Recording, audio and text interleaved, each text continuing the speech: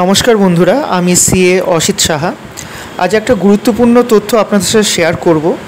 সেটা হচ্ছে যে দেখুন, প্রত্যেক বছরে কি হয় যে এপ্রিল থেকে আইটি রিটার্ন স্টার্ট হয়ে যায়, income tax department form start করে দেয়।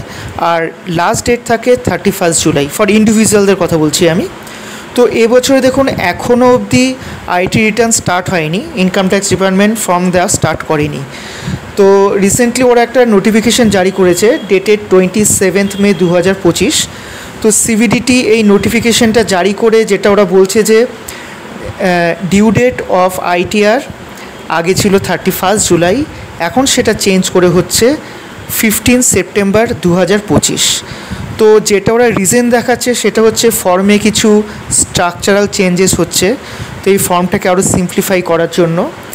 আর টিডিএস রিটার্নে যে ক্রেডিট, সে ক্রেডিটটা রেসপেক্টিভ অ্যাকাউন্টে রিফ্লেক্ট আর্লি জুনে রিফ্লেক্ট করবে।